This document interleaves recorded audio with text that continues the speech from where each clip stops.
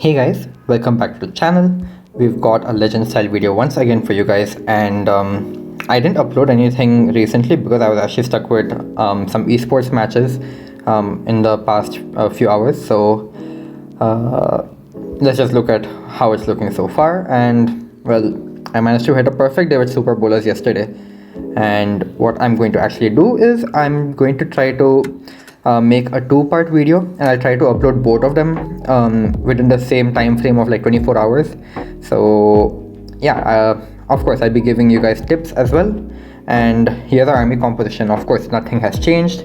The hero equipment once again for your reference.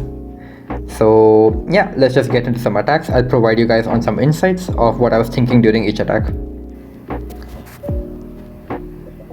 Okay, the first base is a diamond, but it's a little different because I want you guys to notice the damage distribution on this base.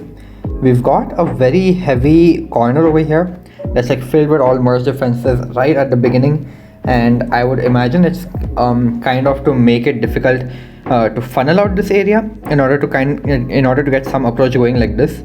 So you can see like the damage distribution is like this, and then we actually have scatter shots deeper in the core. It's not your typical diamond base where you have like the scatter shots out on the flanks, and of course you can even see it's kind of like a teaser base as well.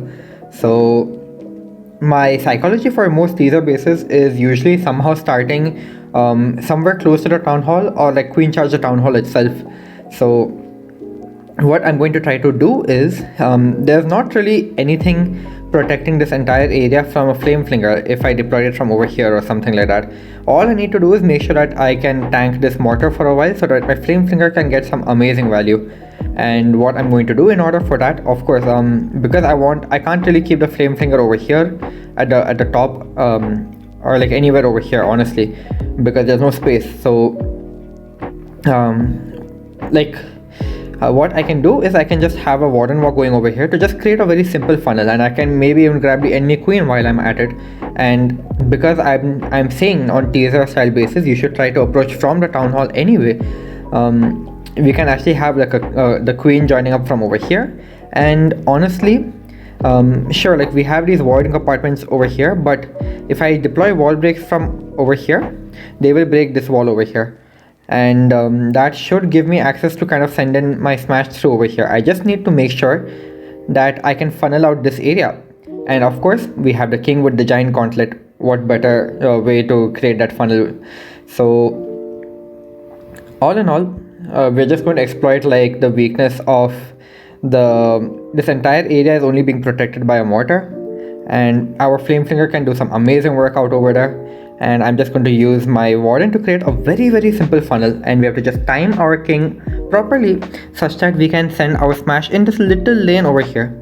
So what that does is I can just place my jump like this, and I'll get access to the entire core over here and get some good bounces to help with the multi inferno, the last expo, and the enemy royal champion. So you can see I'm already doing exactly just that. I've just dropped the flame flinger after checking for some traps, and no reason not to wait anymore for dropping the flame flinger, because like the ground expo is tanked by the warden. That is also an important detail. It must be the warden that's tanking the ground expo. So just being patient, and you can see I'm just continuously checking for traps in front of the flame flinger. I guess I wasn't sure enough. So yeah, just be sure to pay attention to your warden while you're doing this as well. He may start taking an excessive amount of damage, so give him the spells that he needs, because if you've got a good plan, then you don't really need too many spells to support your army. And I'm just going to zoom out over here so you can kind of watch how I try to multitask between the flame flinger and the super bowler smash itself. So there's not really much for the queen to do as well, and it's looking very simple right now. So the queen's just going to continue walking for a bit. The king has joined in with the yeti just for a little bit of support to help speed up the process in that area. And yeah, I dropped 3 balloons to take that mortar out just because I wanted it gone. I had no other troops left that could kind of help me out in the area, and the flame flinger is going to do its job perfectly well, and I'm not going to focus on it anymore. And you can see over here the king is going to get the town hall all by himself. He's tanking the single inferno, he's using his gauntlet. we're looking pretty good over here. It is very spammy, and I am going to pop my warden ability almost immediately over here because my troops are going to start splitting around and my healers cannot keep up. Yeah, that is also very important because my healers can't keep up, and I know that they're going to start splitting around. I'm popping my warden. It's not that there's too much of damage in the area. It's just that my healers are going to probably stick behind onto one troop or something weird like that. And you can see it's a very spammy approach. It's practically just a queen with like 2 bowlers right now in the core, but again, the entire base is deleted from inside out, and the whole reason this base is going to get demolished is because of that amazing flame flinger. Like, look at it, there's almost nothing left up top, and now those yetis are going to come out and help as well. And of course we've got our royal champion with the fox, and you can already see how this looks. So very neat plan. Like, the flame flinger literally grabbed this entire chunk. Warden walk just grabbed this much. Our king easily set the funnel on that teaser side ending, allowing our bowlers to kind of come through this lane over here that we set, and all in all just help with the royal champion while coming in over here. And you can see very easy triple, nothing much for us to really be worried about. So that's a 3-star for us. And yeah, just identify the damage distribution on bases. Like, you can see over here, it was not your typical kind of damage distribution where I used a flame flinger for a town hall or the flame flinger on one of the flanks. Over here I actually used the flame flinger on the very far end, but look at, you have to pay attention to the angle. So one way or the other we get the base done by analyzing those weaknesses. And yeah, I'm here to help you guys out for quite a few bases that are out there. I'll keep uploading for you guys, so don't worry about that. Yeah, let's move on to the next one. Another base that is very common these days because of the root rider meta, but you can see there's a lot of modifications. At least I can instantly spot them because of the way the ricochet cannons are arranged. And of course, I don't think this is the original CC position. I think it's already elixir storages. So they've definitely moved some stuff around, and we're going to absolutely abuse them. We're going to kind of exploit the CC location because, like, look how far out that range is for the clan castle. We can easily pull it, and you're just going to see how it makes the base just so much simpler.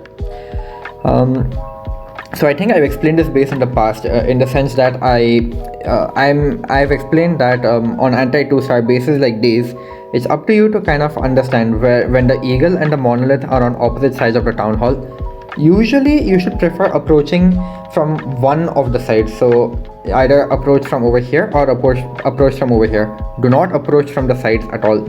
And why I'm saying that is because if you can get one of those targets very early, then it becomes very easy to carry yourself through the rest of the base instead of taking fire from those that particular defense very often. And because of the nature of symmetry based around like this axis as well, if your bowler starts splitting out from this entry point, for example, like if they start splitting around like this, look at the bounces that they can get, and it just becomes much easier to take the core rather than hoping for good bounces from over here. So it's just a lot easier. And what I have also mentioned, I think I've shown you guys this base before. I've also mentioned that in order to set the funnel, because I choose this side to get the early CC, plus this entire area of the base is just much more compact. My bowlers can get some very good bounces. I will definitely take the bottom half over the eagle side. So I have also mentioned that in order to do this, of course you'll need the warden walk over here, but do not use a flame flinger over here. And the reason I gave was that the moment your flame flinger targets this mortar, it will start opening this wall over here. And honestly, you don't really need too much. You can just drop a baby dragon over here, and you can just easily send your troops through the core. You don't need too much of a funnel for this one. It's a very easy approach for this.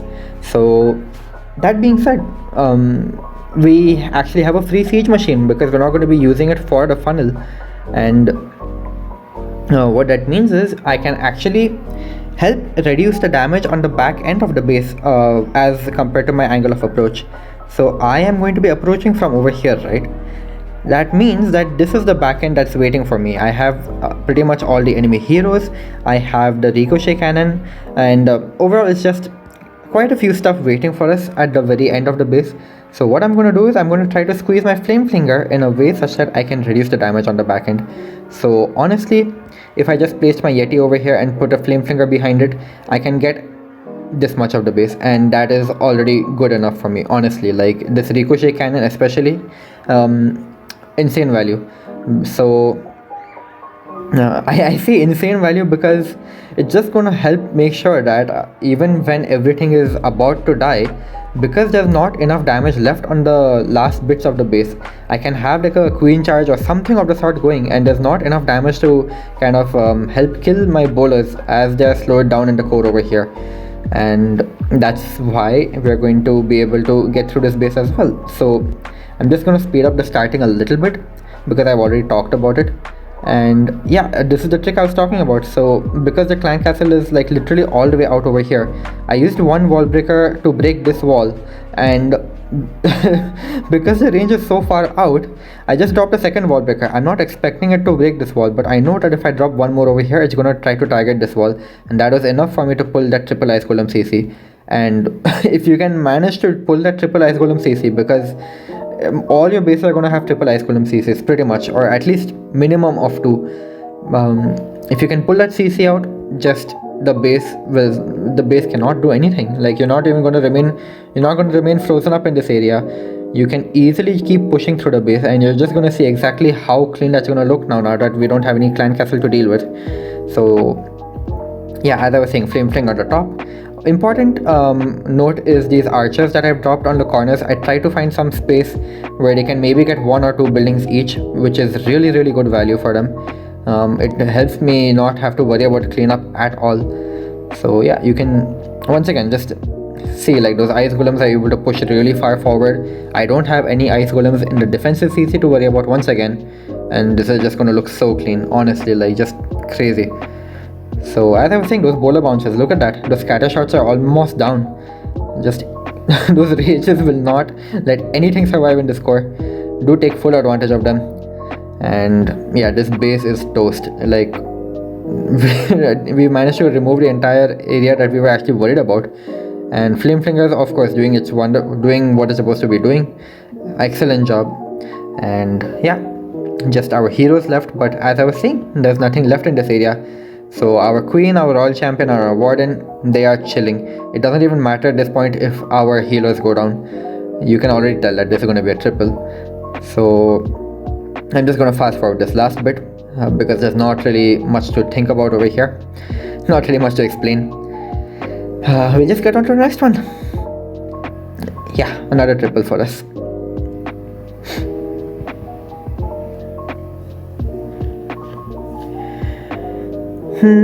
Very interesting base, but again, for Super Bowler Smash, very simple base.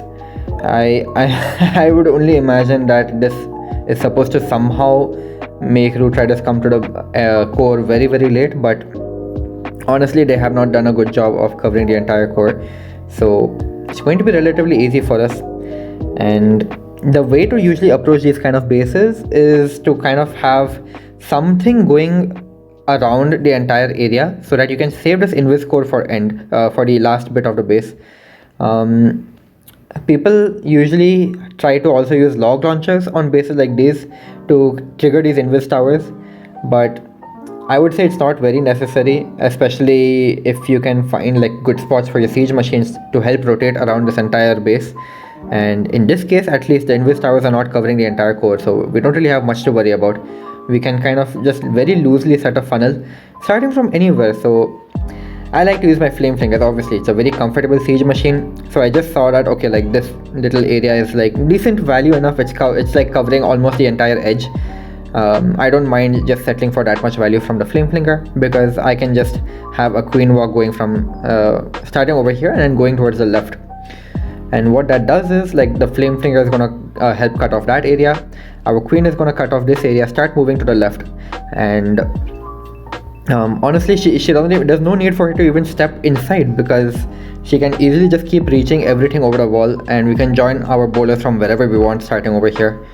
So very spammy style approach is what we're going to be going for this one, because honestly we just need one way or the other to kind of rotate through the entire base. And even if some troops end up leaking towards the core, it's not too much of a problem. You'll just have to adapt on the fly. So if your king goes towards the core, He has his giant gauntlet. That core is absolutely going to be destroyed. There's no way it's going to defend. And if your queen goes towards the core, just let her pop the first invis tower. If she decides to go in from over here, let her just do it, it's fine. And when she's about to start targeting some defenses, such that the second one is about to pop, that's when you're going to have to freeze it. So just some things that you can try to keep in mind for these bases, because I believe that even if the queen ends up going towards the core from over here, even if this side goes invisible, right, she's still gonna stay right over here because of these buildings on this side over here, and eventually she should still help target the core and help us get the base down. So we're just gonna try to create that funnel to have a wave like thing going on over here, and we can just keep spamming along and maybe join a royal champion as well from over here. It's whatever, it's not a very difficult base. So you can see I have simply started over here. Again, this is just my preference, so I started from this corner because I identified that this was a good corner for a flame flinger, or rather a good edge for the flame flinger. There was not really much else in terms of like logic of approach to this base, and you can see like the Yeti is just going to help out with that funnel really quick. So I'm just pulling like those Teslas a bit over here, and yeah, this is going to be pretty simple for us. So that flame flinger has come down, the queen and the queen and the warden, good combination. That poison lizard will easily help take on the royal champion without me having to use my headhunter. And you can see I've started setting it up such that I can start coming in from over here, as I was talking about earlier. So you can see how it's shaping up. The flame flinger is going to help remove this area. We're going to have a wave to try to help rotate over here, and once again, because the CC is also in the core over here, in case we start pulling some troops, don't worry about it too much, just act on the fly. Use your spells wisely, as I was talking about before, and nothing to be worried about at all. So I think our warden might step into the range of the clan castle. Yep, he did exactly that, and that's actually gonna bring our queen, our king, and one bowler back over here. And you can see now my bowlers are pretty much stranded, but once again, like, just look at what's left on the base. Like, these bowlers have pretty much nothing to do, so just spam the royal champion with them honestly at this point, and just focus on your queen and king, as I was saying before. So because our queen also went towards the core, as I was saying, just let them pop the first invis tower, and then as the second one is about to be triggered, just go for it, literally just send it. So that should give you some time to kind of help handle this entire core. And the king, of course, wonderful job that he's doing. So yeah, RC plus those Yetis from the flame flinger are gonna clean up the top half, and pretty easy one for us. I'm not sure how this kind of a base would do against Root Riders, very honestly, but we abused it by just having that nice queen charge to kind of set this funnel like this, and the flame flinger to kind of clear out this area, which allowed, like, honestly, it didn't matter. Like, our heroes just our king and queen with the bowlers only got this much. The flame flinger and the royal champion got this much of the base. Very easy pickup for us. So yeah, I'll do one last base for you guys in this video, and we'll call it a wrap for this one. Next base over here, a box base with a double poison setup, and looks a bit tricky, but as always for box bases, just think of the 3 approaches that I try to give you guys every single time, which is some sort of queen charge for a town hall, kind of funneling our bowlers to enter from the compartment over here, and then maybe we can jump them from the side, or else the far side entry. And I'm going to tell you guys right away, the far side entry is not going to be easy because of these open corners, so I would not recommend even thinking about going for it, especially when you have like these layers of walls to get through at the ending of the base. So not a very good option, especially if you like, maybe what you can do is you can maybe sacrifice a blimp for this area, and then you can try a far side entry. I'm not sure how that would work very well, but funnel requirements are very tough over here, like in order to keep your bowlers together and get the best value out of them. So I would not recommend it too much. Let's see, the far side entry over here, right? Again, I wouldn't recommend it because of the width of this compartment that you'll have to enter into. it's going to continue to remain this wide, and honestly the rage diameter is probably like this much. So imagine a scenario where some bowlers get stuck over here and some bowlers get stuck over here. Your healers are not going to understand what to do. Your rage spell will not be the most efficient thing, and it could be a mess because this poison tower will be on whatever is over here. The enemy heroes will be on whatever is over here, and we don't even know what's there in the clan castle. So it's just a little risky in my opinion. I would not completely recommend it. It is possible. You have to get a little lucky. It is definitely possible, but as I was saying, you have to get a little lucky. So yeah, like I can see like something like a warden walk, a flame flinger over here, send them right over here, wall break 1, wall break 2, and then maybe just a simple jump over here to help give access to the rest of the base. And you could probably sacrifice your king for the town hall region as well. Perfectly fine plan. It's just a little risky, so if you want to try it out, you can definitely go for it. But the best plan that I saw on this one was the queen charge from the town hall, because most of the time you will see I use a flame flinger to funnel, and I sacrifice my king on the other corner to help funnel, by which I mean like the flame flinger will try to funnel out this area. The king can come in over here and clear out this entire compartment.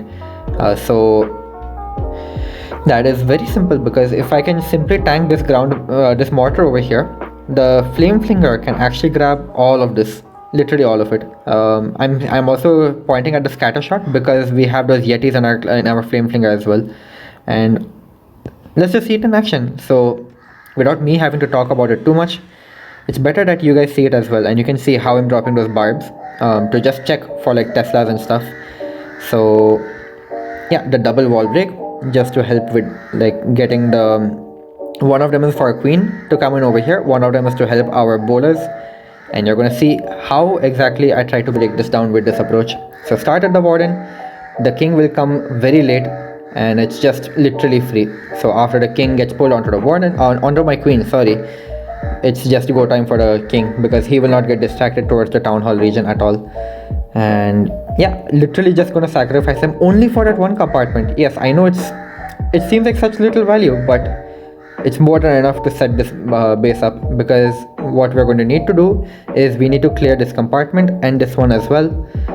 That will allow our wall break to come in over here, and then we can easily jump over here.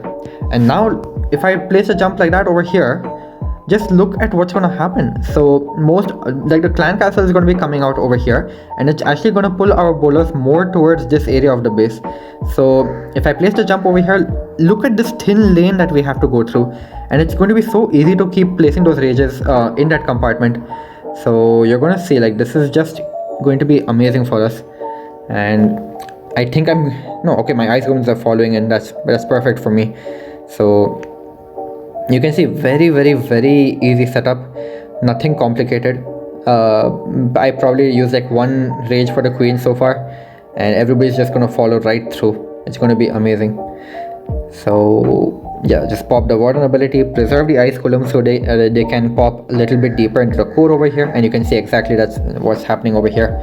And I still have one rage left in the bag, and I can probably use it around over here somewhere. Oh, I used it a bit early because of those ice golems. So yeah, look at the flame flinger. It's gonna go right towards the scatter shot. Nothing's gonna stop it, and we're getting some amazing bounces in the core.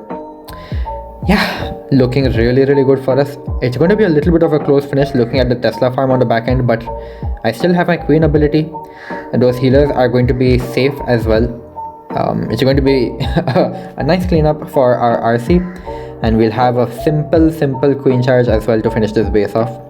The bowlers did exactly what they had to do. The entire core of the base is gone, and yeah, this back end is going to be pretty simple for our royal champion and queen to clean up. No ricochet cannons, no single infernos, no monoliths to deal with, and no town hall to worry about. Most importantly, no town hall to worry about. Very simple approach. It seems difficult, but usually on these kind of bases where you have this very isolated town hall, it's much easier to try this one out, especially because people try to beat flame flingers for this area.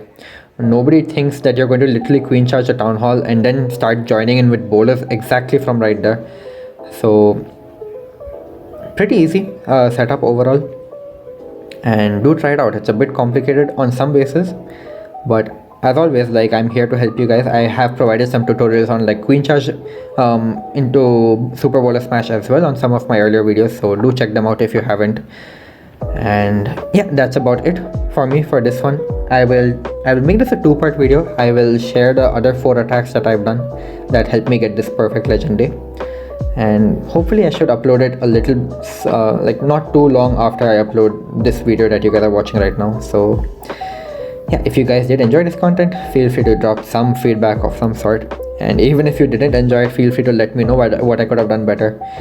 But yeah, that's about it from my side. I'll see you guys in the next one. Peace.